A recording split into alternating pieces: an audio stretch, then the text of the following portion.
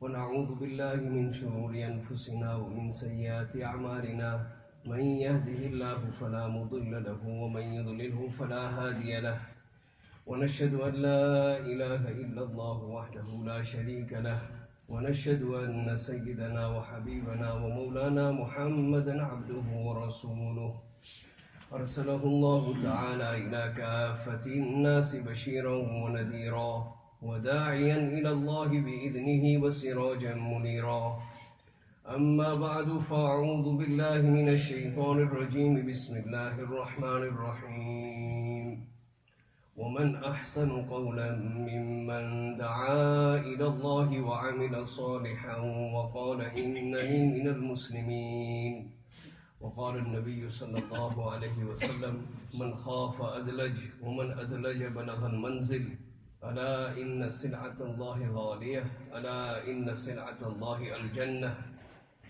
أو كما قال عليه الصلاة والسلام.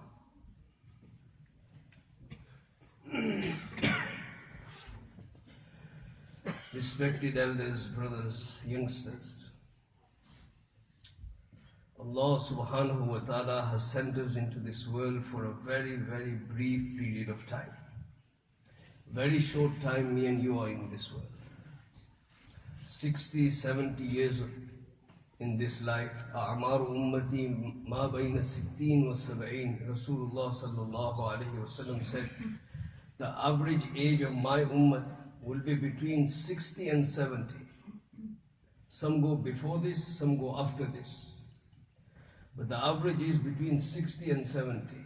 Our beloved Prophet sallallahu alaihi wasallam, he himself left this world at the age of 63. In terms of time, it's very, very insignificant in comparison with a life, the beginning of which, the day of Qiyamah, is 50,000 years long. The age of this world, the age of humans, Moulana Masihullah Khan Sahib rahmatullah alayhi, he's written in one of his kitabs, from Adam alayhi salatu wassalam till Rasulullah sallallahu alayhi wasallam, and then from Rasulullah sallallahu alayhi wasallam till now, is just a bit over 7,642 years. From Adam alayhi salam till today. 7,600 plus years, that's it. Even in comparison with this 7,000 figure, 8,000 figure, say 10,000 figure, the life of Qiyamah, 50,000 years long, is worthless. And in there, we have a lifespan of 60, 70 years, say 100 years. Totally insignificant in terms of numbers, in terms of time. The life to come after this life, there is a beginning but no ending. In the cold of the night, in the coolness of the night sometimes, lying on our beds when we can't go to sleep, just ponder on this sentence. Something has got a beginning but no ending, and we all have to head that way. From the youngest to the oldest, from the richest to the poorest, no matter where we live in the world, we have to exit this world and enter into that world. On one side of the coin, this life is totally insignificant in comparison with the hereafter. But on the flip side and on the real side, the whole life of Akhirah, this other life we are talking about, it depends totally on this 50, 60, 70 or 100 years. Totally dependent on this life. Whoever makes this life, his life of Akhirat is made. A person who breaks this life, Akhirat is broken for him. It's finished. Man kana fi hadihi a'ma fahuwa fil akhirati a'ma. Whoever, this life is destroyed, Akhirat is destroyed, guaranteed. For that worry, for that concern, Anbiya alayhimus salatu wassalam used to come into this world. Allah subhanahu wa ta'ala Now just imagine 7,000, 8,000 years. Now do the figures at home, do the maths at home. 124,000 Anbiya was sent for the guidance of me and you, for humans.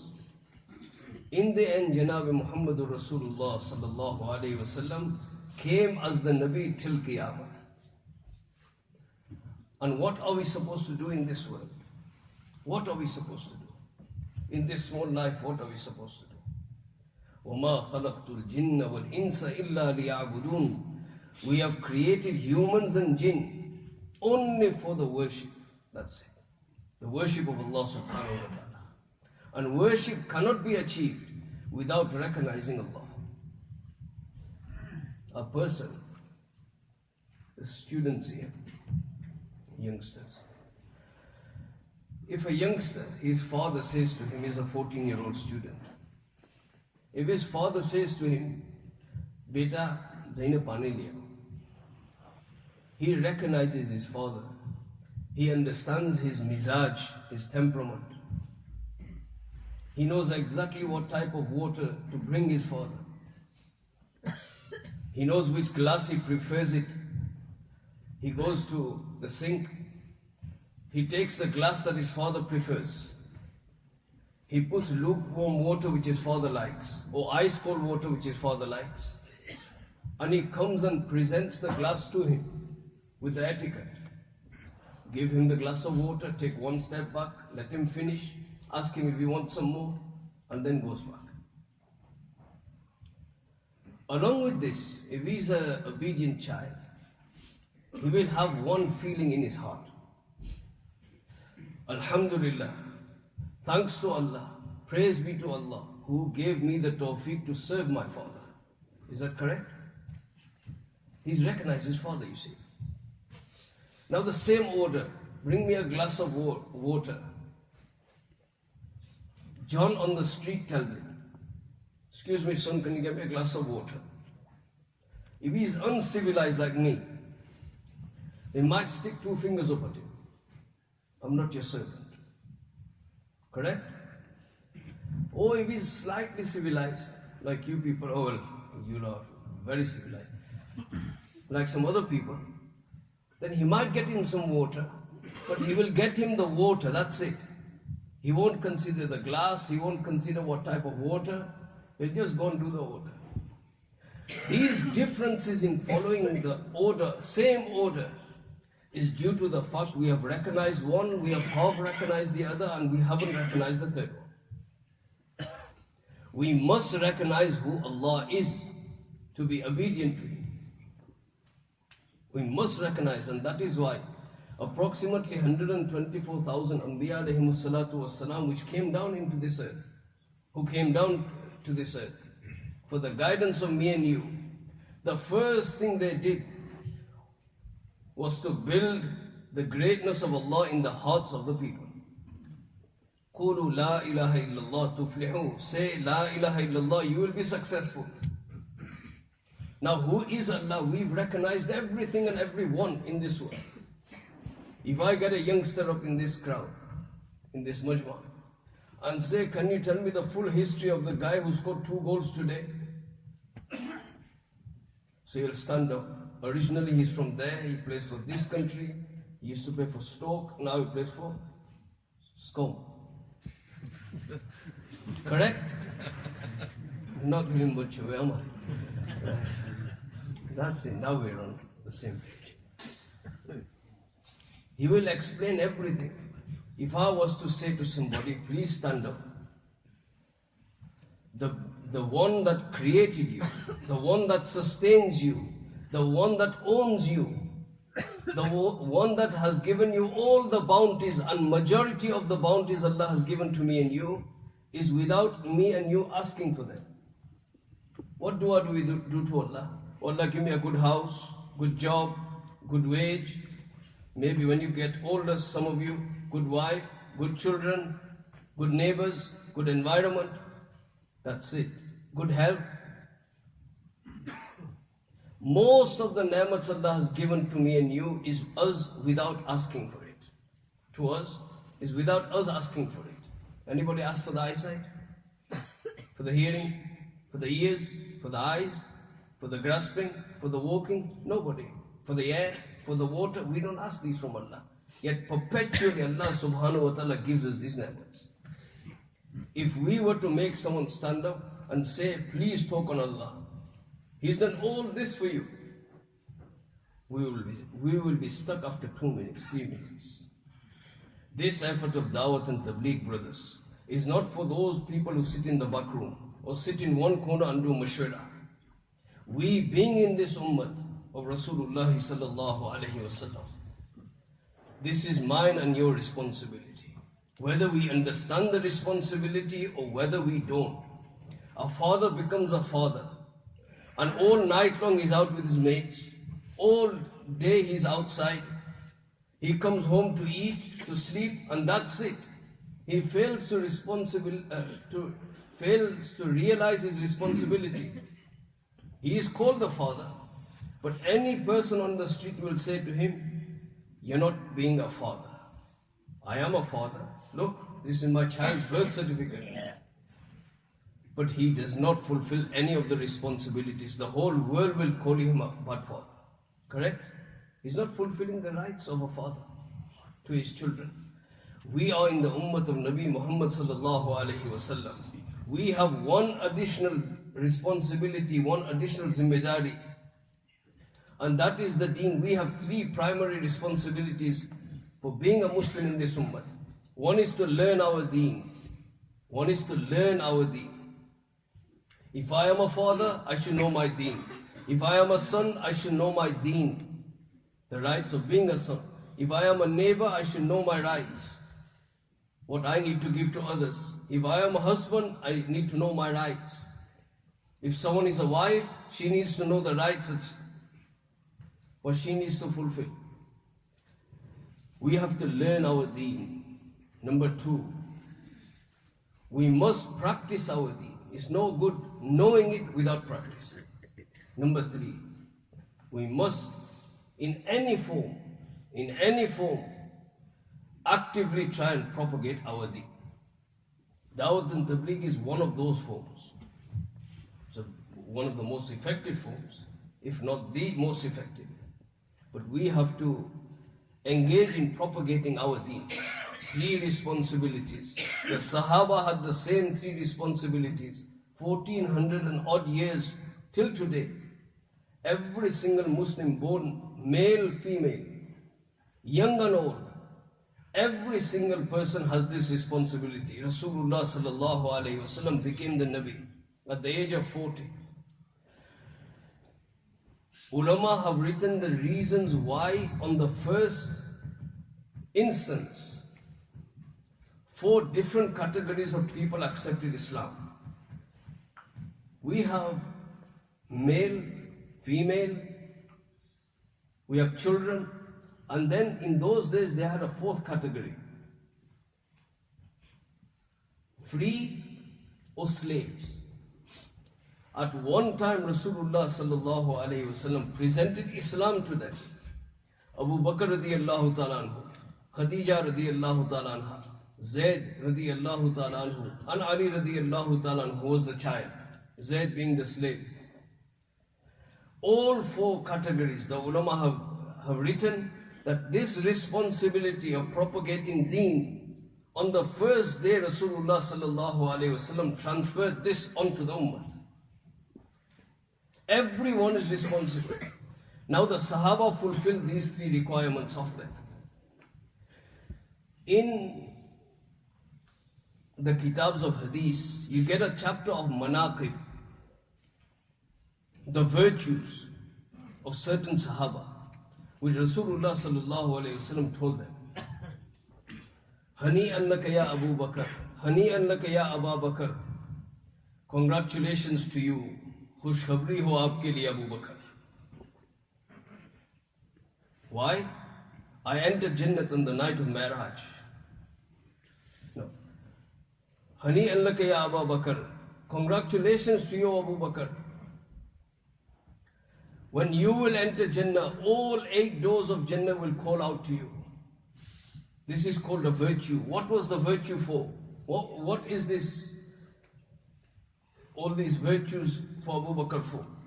He fulfilled the 3 responsibilities placed on him by Allah for being in this ummah.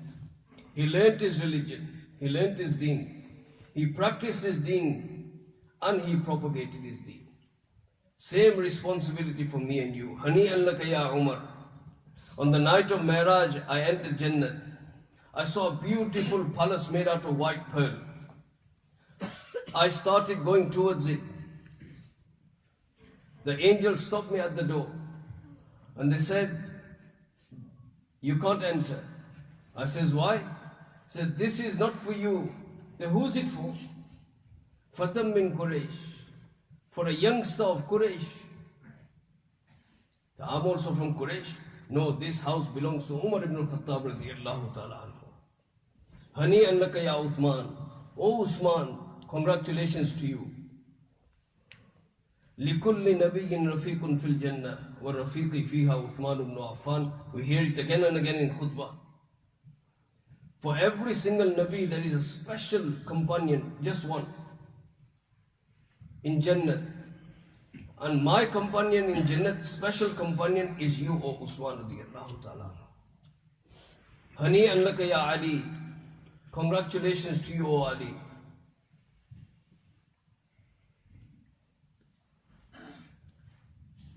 Your Jannat and my Jannat will be directly in front of each other. I will open the door, you will open the door, you will see my noble face, I will see yours. These are virtues on Sahaba for fulfilling the 3 requirements. 3 requirements. 5 Sahaba entered.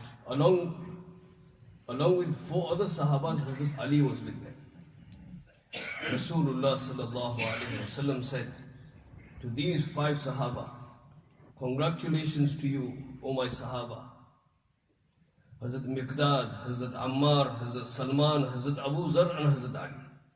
Congratulations to the 5 of you. Kullun nasi yashtaquna ila al-jannah.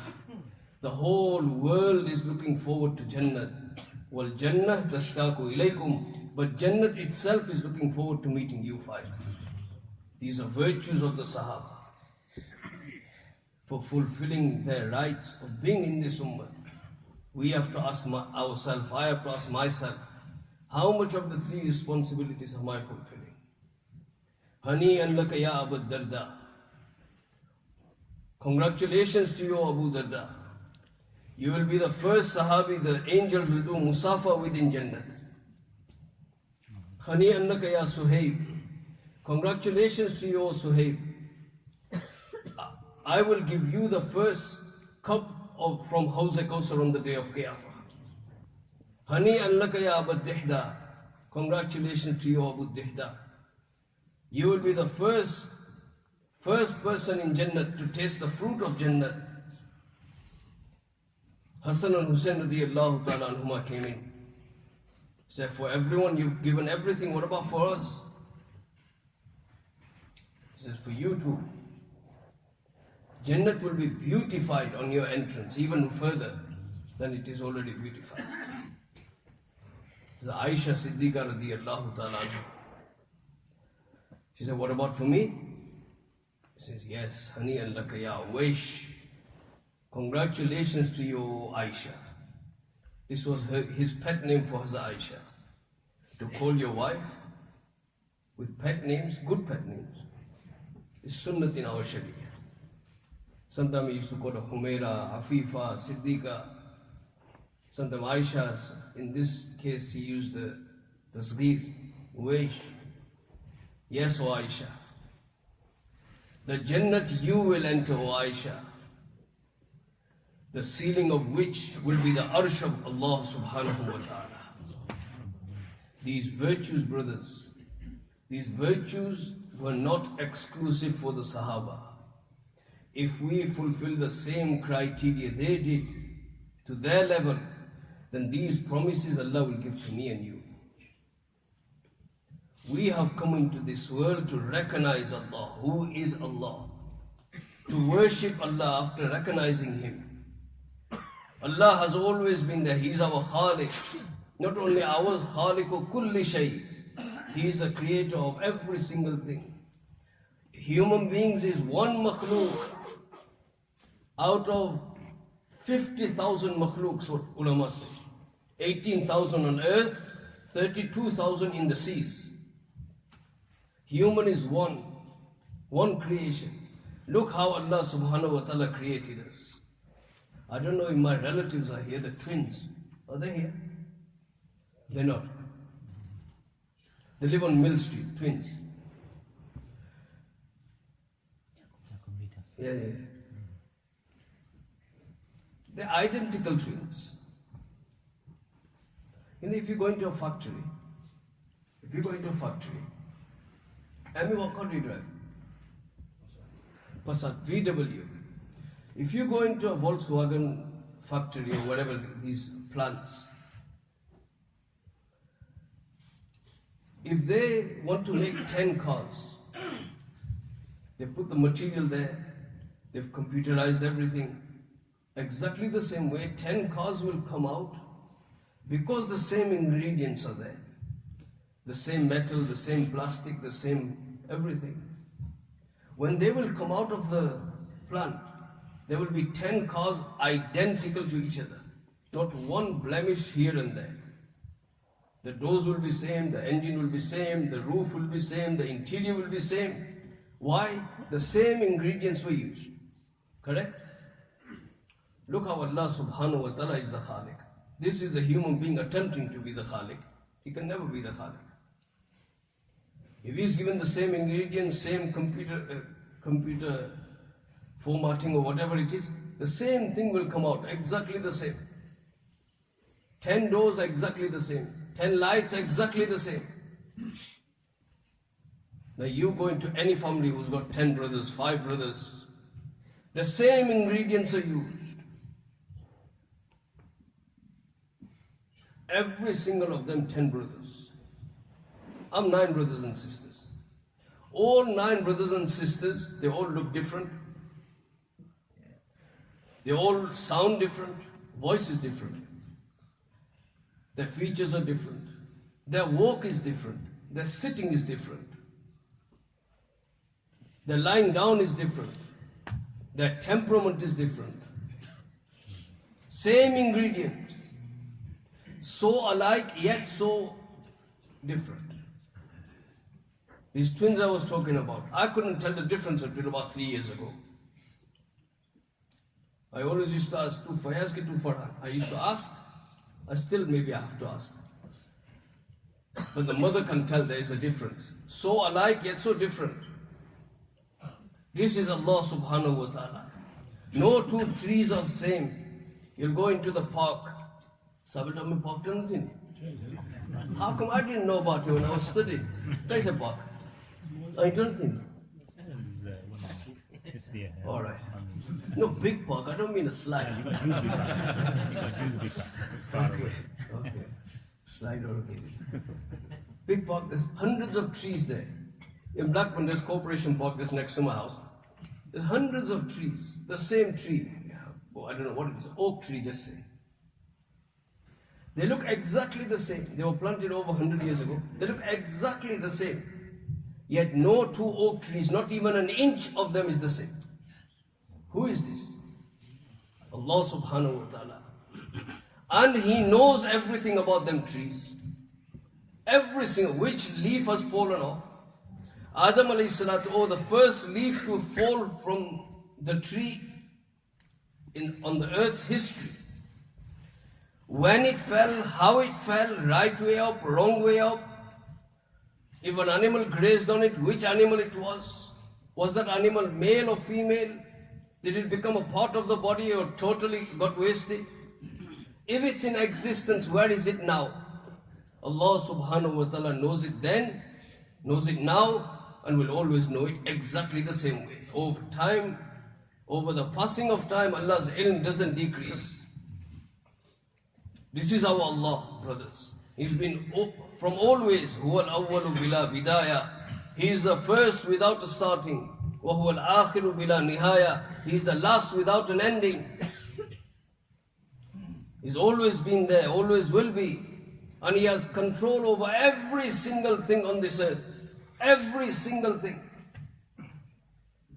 My hands cannot be lifted. My sweat cannot be poured. Oh, I thought, why to put off in this example? I cannot move a limb without the order and knowledge of Allah subhanahu wa ta'ala.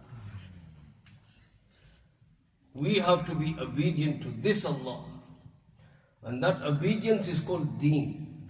It's a magic word, deen. A person who has deen in his life, he is successful. Without deen, all the failures from the time of Adam alayhi salam till today and the time until Qiyamah, all the people that will go into Jahannam will be those who lack deen inside their life. Not one example can be presented that a person adopted deen and he did not go into Jannah. And not one example can be presented a person didn't adopt deen and he went into Jannah. We have to adopt deen. Deen is the magic ingredient in things that we deem as deen. For example, namaz, hajj, roza, zakat, going out in the path of Allah. These things are classed as deeni things. But if it lacks the vital ingredient of deen, then these things that we think of as deen are not deen anymore. You know, in Fazal Amal, Hazrat Sheikh has written the story of three people on the day of Qiyamah. They will be brought forth. Now ponder on the caliber of these three types of people.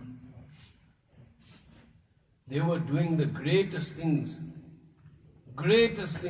in the name of deen, but they lacked deen inside their worship, in their giving, in their knowledge. Allah subhanahu wa ta'ala will kindle the fire of Jahannam with them on the day of Qiyamah. So it's not there, the vital ingredient wasn't there.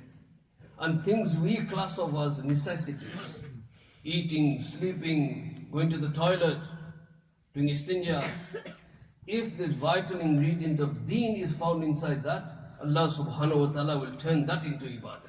A person sleeps all night is sleeping. Yet for some it's written down as ibadat, all night. He read Isha with Jamaat, Fajr with Jamaat, all night ibadat.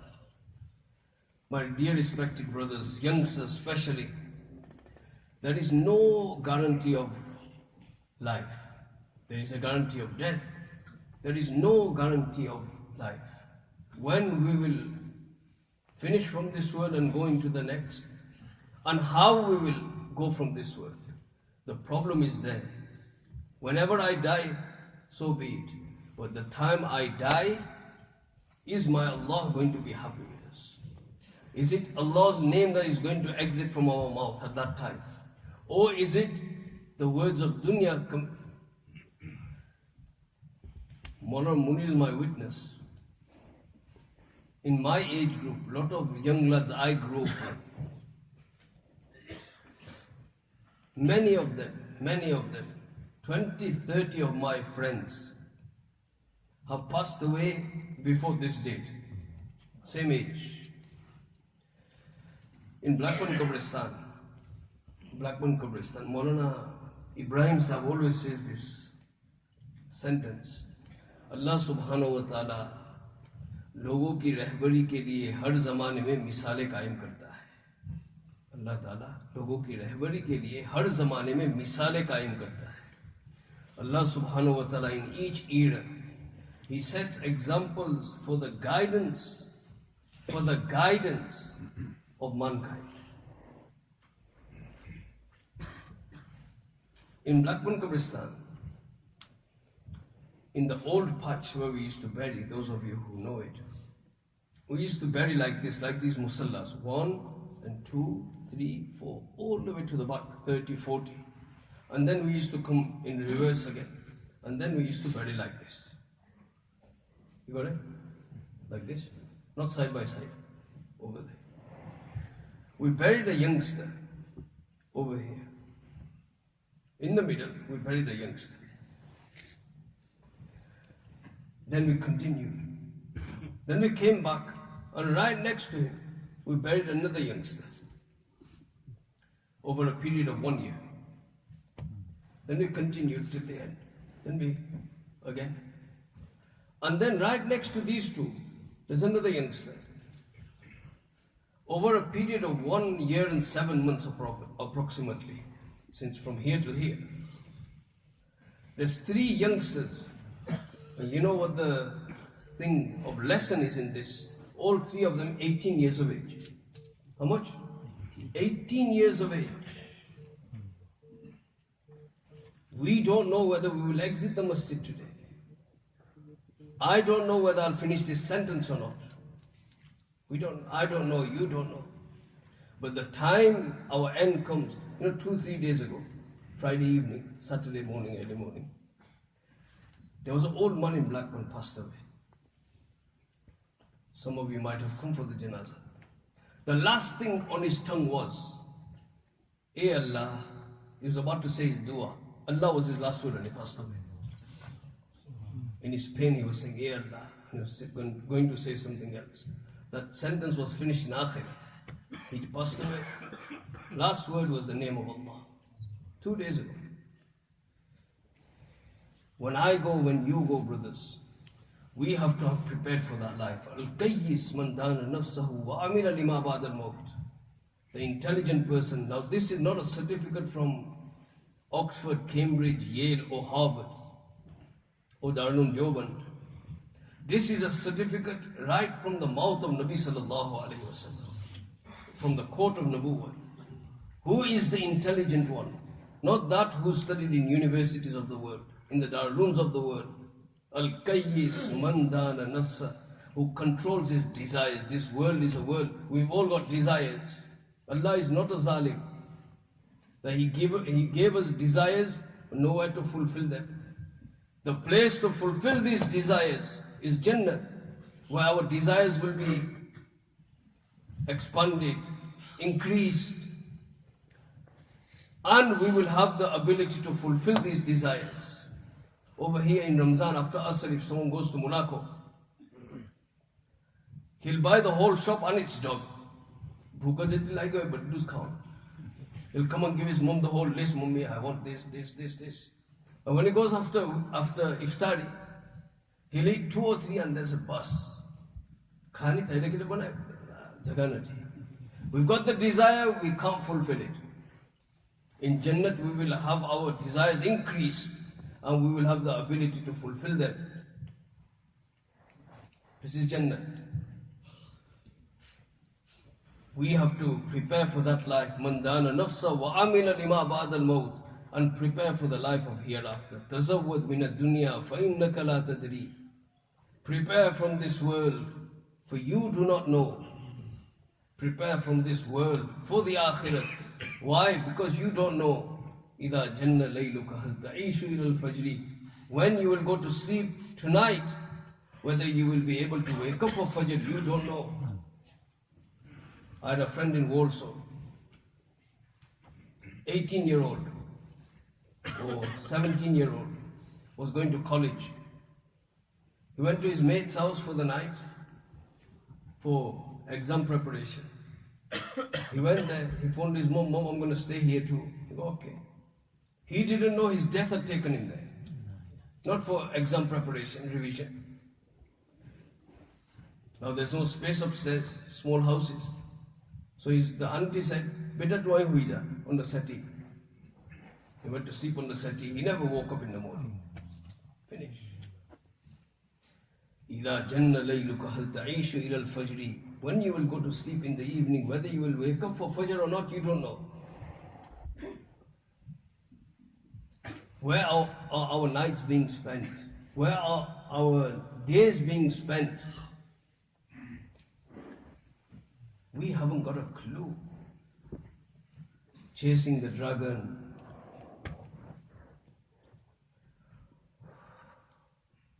Ask our youth, where's their youth being wasted? The Friday and Saturday nights, what's happening? Yet we don't know. We don't know whether Malakul Maut is on our shoulder now. Just ask ourselves before we do this. How many parents are worried about the youngsters. Yet the youngsters are oblivious to this. Kam min salimin mata bighayri illatin wa kam min saqimin aasha hinum min ad-dahri. How many youngsters are those who die without any reason? They just pass. They used to go to the gym every day, healthy, no issues of the health, just walking, playing football, and passed away. In Leicester we had a Sati, he used to study in Markaz. Playing football he passed away, I think, or running for the... Just lately someone, I think in Dewsbury, passed away. A youngster in sports, doing a healthy thing, passing away. And how many? وَكَمْ مِنْ سَقِيمٍ عَاشَ هِينٌ مِنَ الدَّهْرِ. And you know those old guys, the wife is fed up, the children are fed up, the grandchildren are fed up, the masjid is fed up, the locality is fed up. Mortality. They just don't die on you. This is Allah's system. وَكَمْ مِنْ فَتًى أَصْبَحَ وَأَمْسَى ضَاحِكًا وَقَدْ نُسِجَتْ أَكْفَانُهُ وَهُوَ لَا يَدْرِي. How many youngsters, कितने ऐसे नौजवान हैं अपनी मस्ती में रात गुजारते हैं, सुबह को अपनी मस्ती में उठते हैं. How many youngsters are those who go to sleep in the state of a buzz? They're in a buzz, they're in their own dunya. And how many youngsters wake up in the same state, yet they don't know that in this clothes shop opposite, in this clothes shop, their coffin has already been placed, ready for their parents to take and shroud it. It's already in the market. We have to prepare for that life, brothers. No matter how healthy we are, no matter how big palaces we live in, no matter what we are driving, one day we will have to come out of these cars. One day we will have to come out from these palaces. One day we will have to come out from our comfort. We will have to and go into our qabr. Qabr is a place all of us will have to taste. Whether we live for 1,000 years, maybe 2,000 years. But remember, the end of it is death. وَمَنْ عَاشَ أَلْفًا أَوْ أَلْفَيْنِ فَلَا بُدَّ مِنْ يَوْمٍ يَسِيرُ إِلَى الْقَبْرِ. A person may be living for 1,000 years, maybe 2,000 years, but remember, at the end of it is qabr. يا صاحبي لا تغترر بتنعم فالعمر ينفد والنعيم يزول. O my companion, the poet says, don't get all haughty and proud on the bounties that Allah has given to you. Don't get proud. You know, sometimes someone gets a good job, someone gets a high position, his walk changes. You know, in our area, they're saying it's albert like it. There's a truth to it. Someone's got a position, his walk changes, honestly. Before he's honest, no.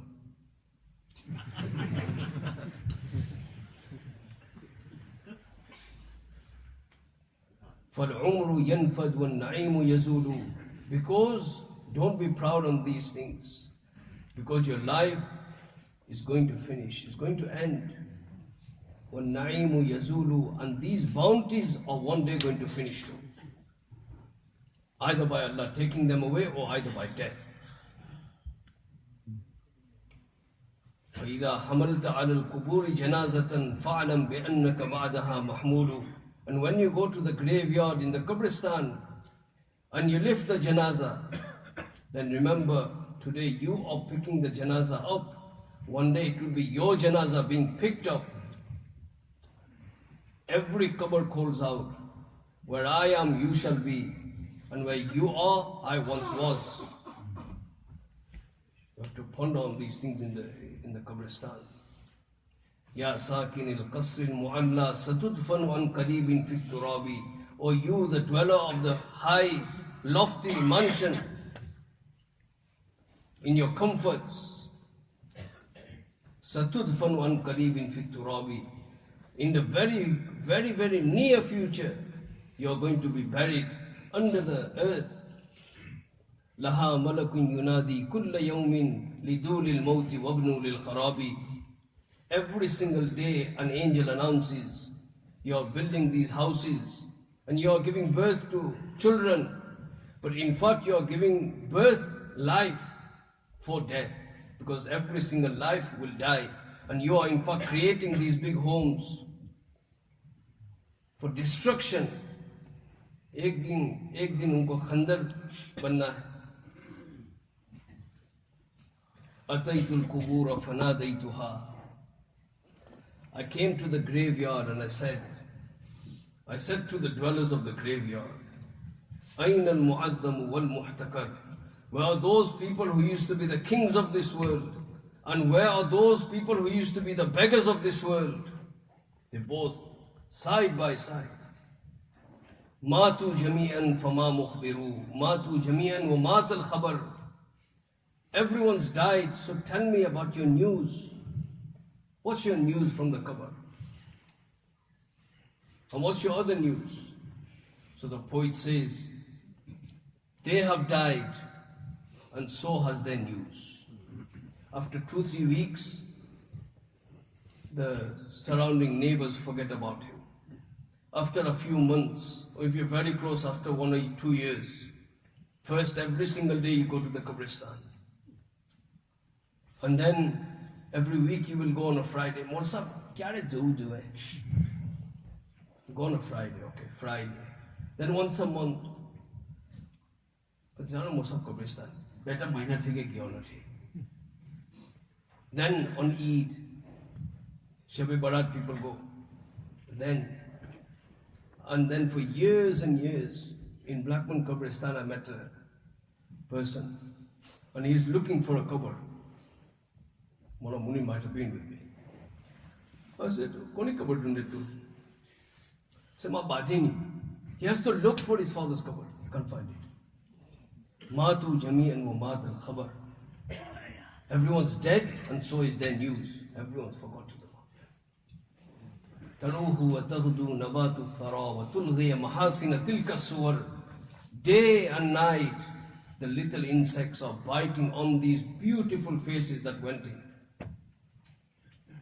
فَيَا سَائِلِي عَنْ أُنَاسٍ مَضَوْا أَمَالَكَ فِيمَا مَضَى مُعْتَبَرٍ. O you, the questioner to these people, forget them. Why are you asking them? Talk to yourself now, the poet is saying.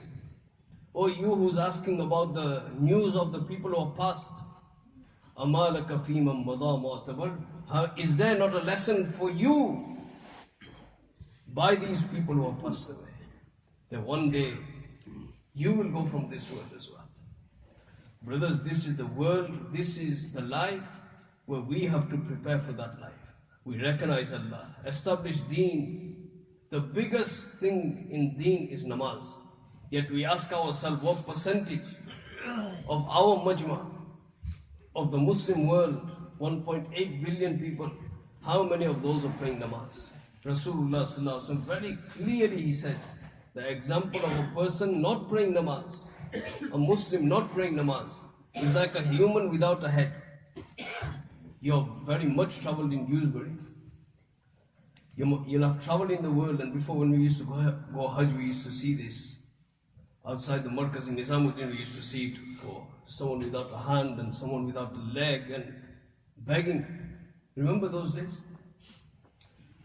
In Hajj as well, they used to import them, I think, at that time. But not once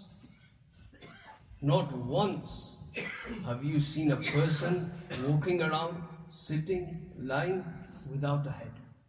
Why? You've seen one without an ear, yeah? Without a hand, without an arm, without legs, without any of the limbs. You will never have seen one without a head. The reason is, he's fit for the Qabristan now, he's dead. Rasulullah sallallahu alaihi wasallam said this regarding namaz. A Muslim that does not pray namaz is like a person without the head. Now you use the fatwa yourself. How many of us pray our 5-time namaz with Jamaat?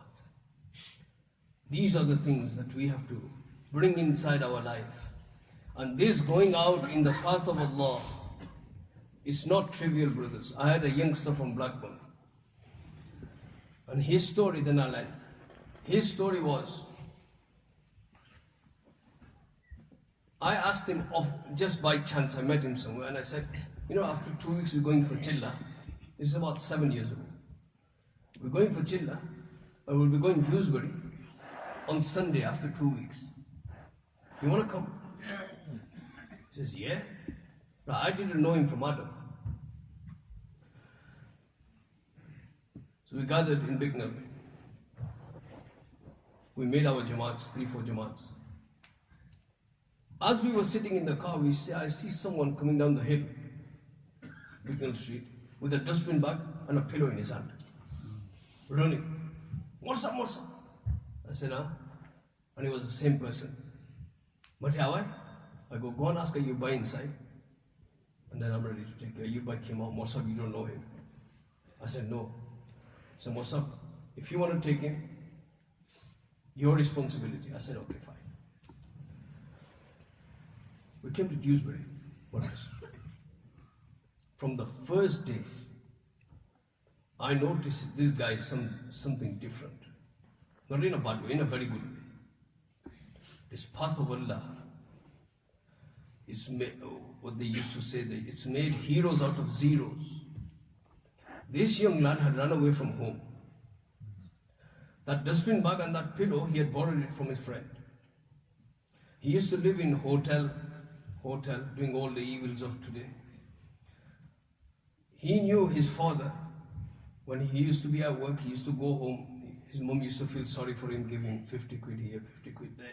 He used to nick up a few of his mom's jewelry. He used to sell it off. This is how he was spending his last few months. When I met him, he thought, chali garam masjid hai, khawa harwas hai.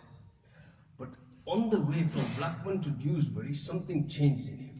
He came for the ride, he told me. At night after Isha, he used to be the last person going to sleep. And before Fajr, he used to be the first person up. And he used to cry in front of Allah, oh Allah, please forgive my sins. That 40 days, that person, youngster, off the street. When we give dawat, they say don't underestimate anybody. No, bring him, talk to him, 1 second, 5 seconds, talk to him. This might be the cause of hidayat. Allah might be using you as a zariya for his hidayat. He came on to deen.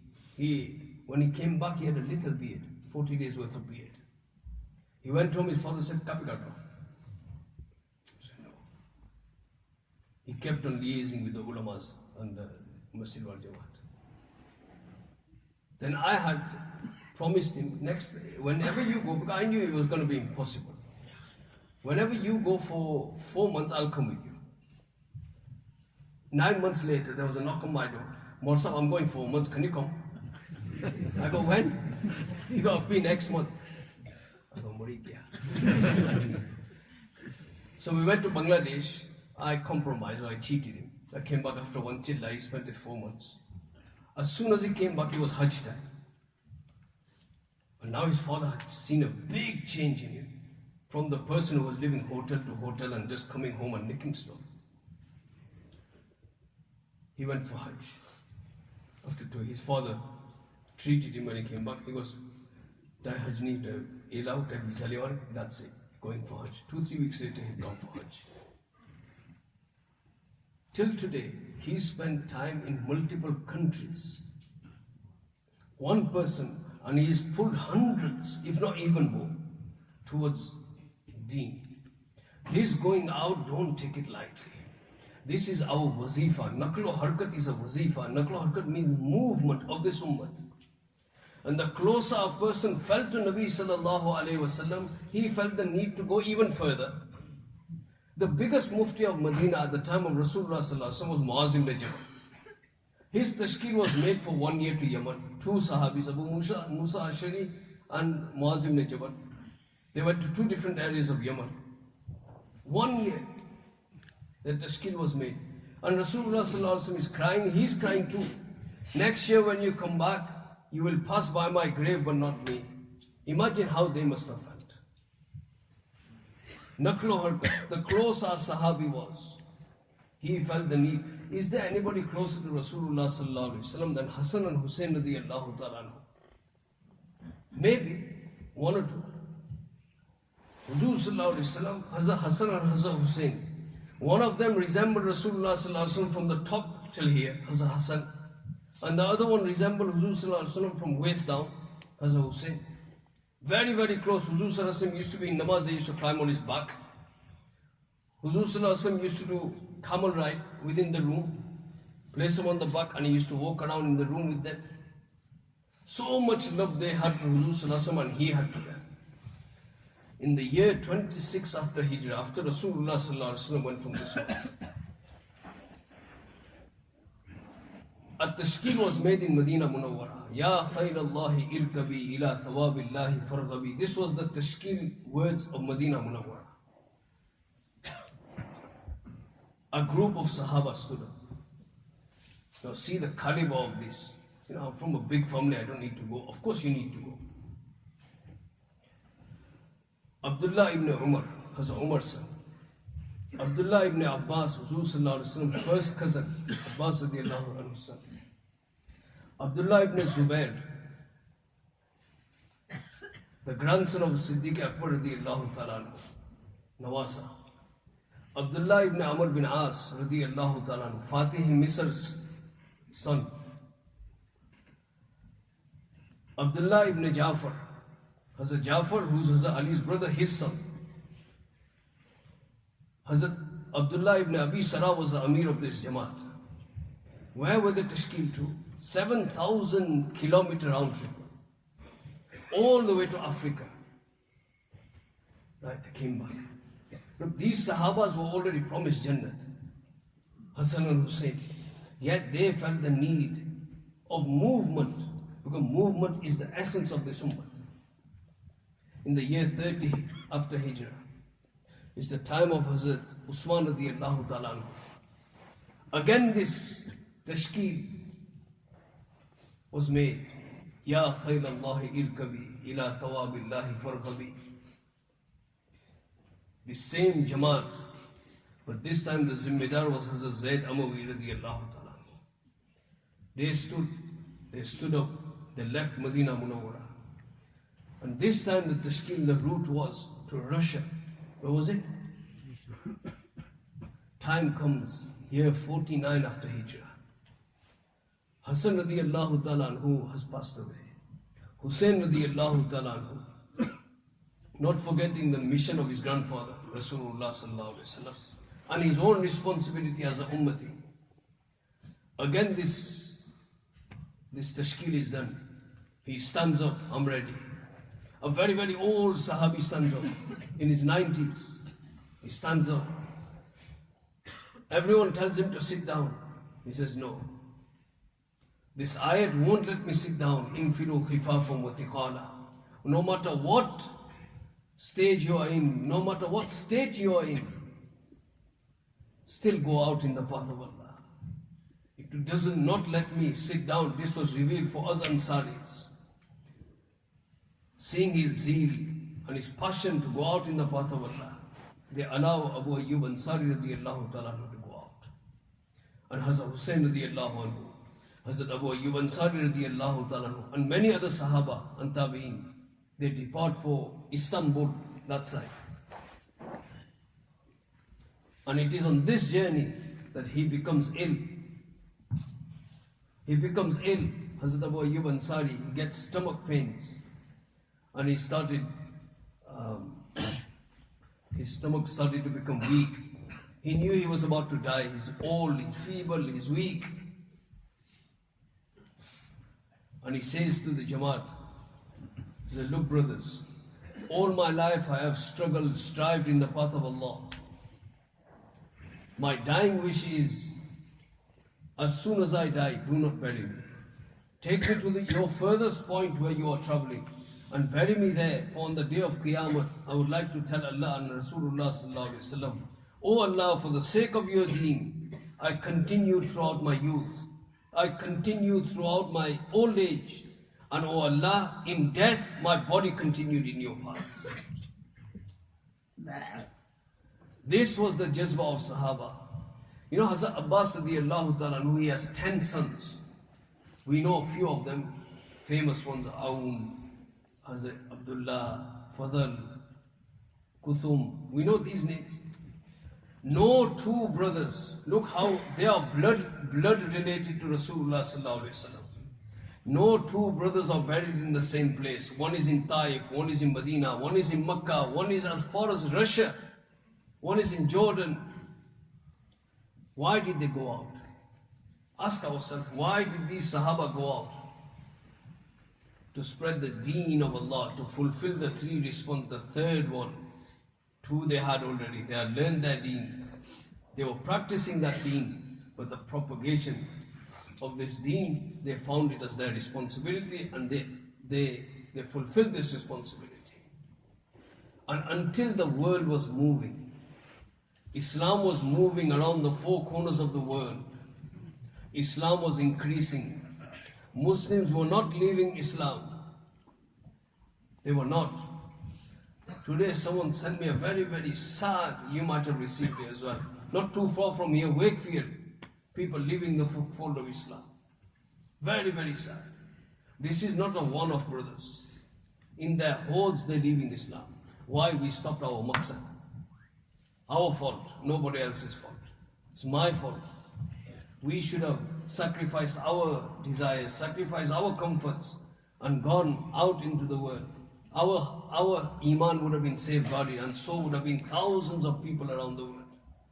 My father just returned from Pedal Jamaat in England. He was on that side, not Dover. Pedal was on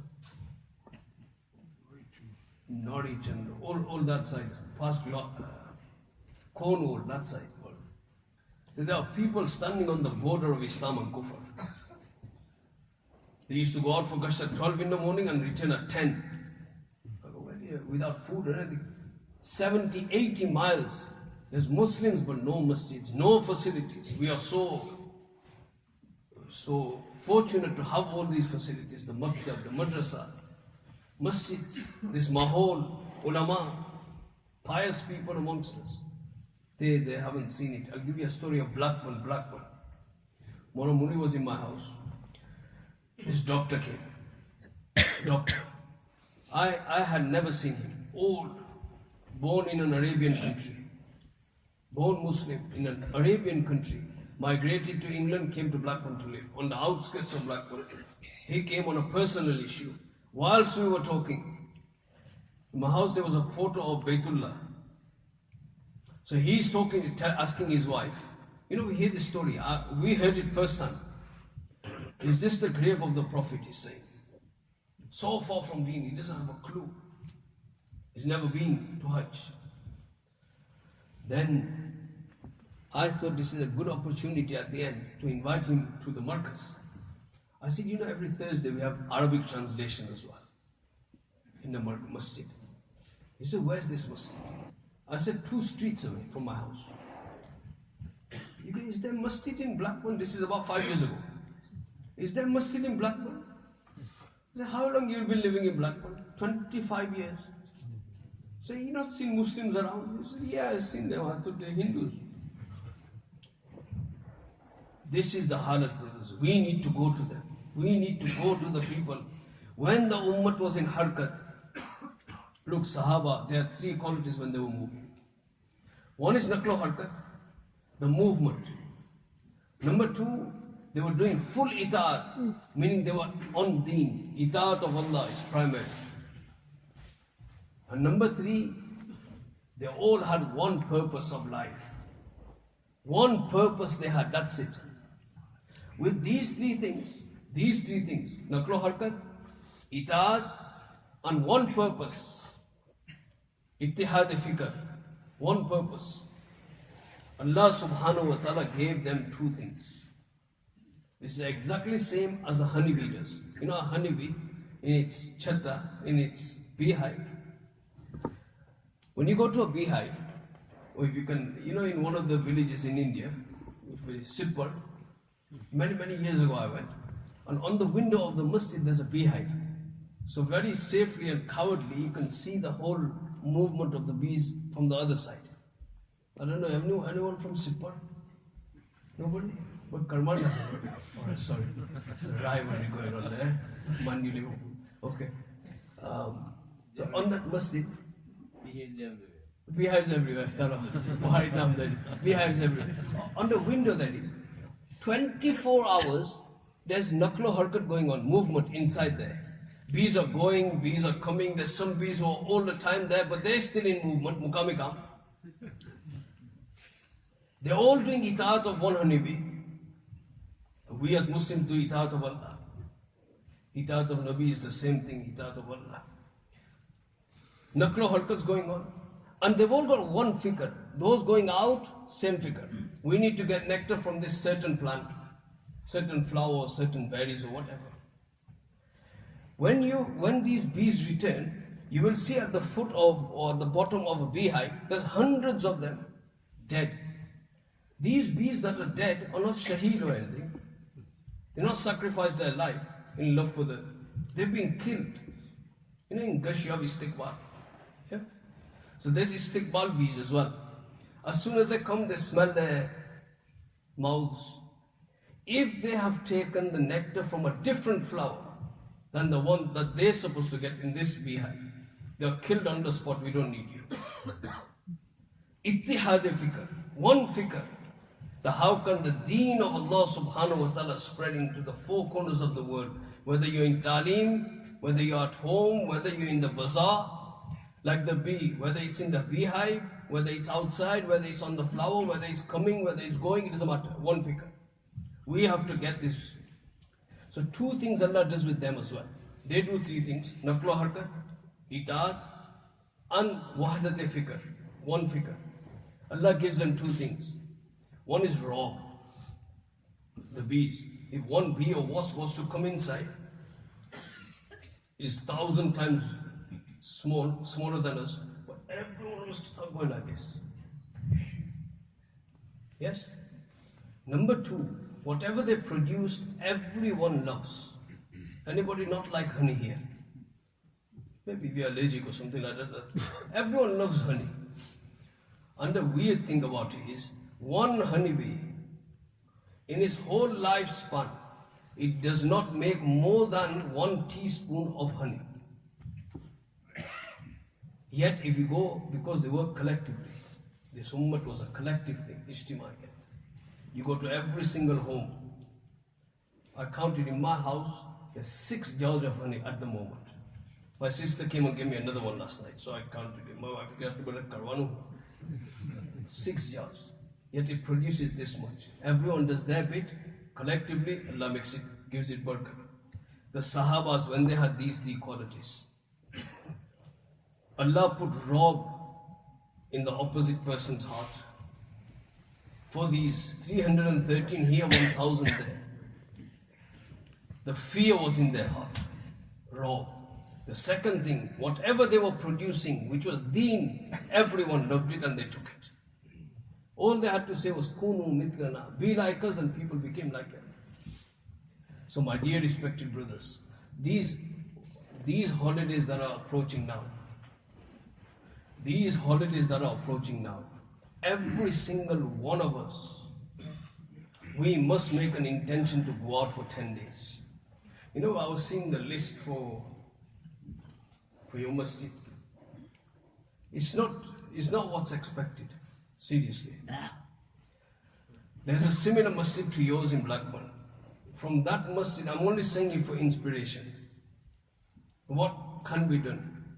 There's no Jamaat for 5 days. They haven't tashkil for 5 days. Every single Jamaat is going out for 10 days and there's 10 of them. From one masjid, 10. This masjid has got the same number of people here. Same Qurbani, if not more. From this masjid as well, we should have at least 10 Jamaat for 10 days. How many have you intended for? You've intended it for 10 as well, alhamdulillah. You say what you want, I'll hear what I want. In Blackburn, because I've never done bayan here, in Blackburn I do a reverse tashkil in Shabe Jummah, as Moulana Munir.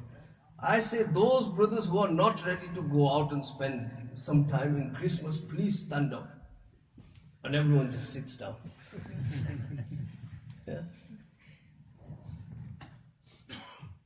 So is there anybody here who does not want to go out in the path of Allah? Everyone ready? Brothers, we have to remember that this is our need, my need. People are losing, big people are losing their iman. I can tell you stories until dawn, until Fajr. People are losing their iman in this very country, in this mahol where people think is Medina and Makkah. Blackburn and Dewsbury, Makkah, Medina people say. No, seriously. People have moved from London and Europe. Oh, hum to Europe ke Medina mein aa gaye. We know what's happening here. But we need to encourage ourselves. You know, there's a lot of toil, a lot of sacrifice, a lot of blood, a lot of sweat. So we got this. Before it used to be Savile Grove, my father used to bring me to Savile Grove. And the effort the Buzuks done there, Hafiz Sahab and all the other Buzuks, a lot of them have passed away, most of them have passed away. A lot of Qurbani has taken place. You youngsters at the back, maybe you haven't seen this or you haven't heard this. Maybe you have heard it. A lot of sacrifice has gone on in Dewsbury. Let us not waste it. The same thing that is the source of something coming into existence is the same thing that will give it tarakki and it will advance it, progress, and that is the same thing that keep it alive. You know, a seed, you put it in the ground. Last example, then I'll let him take over. You put a seed in the ground. It needs a few things. It needs the earth. It needs sunlight as soon as it starts coming out. And it needs constant water. 3 things, very essential. Now this seed, from nothing, Allah will give it life. This is the Qurbani that took place 40-50 years ago here in Dewsbury. Through sacrifice, through tears, through sacrificing everything, brothers.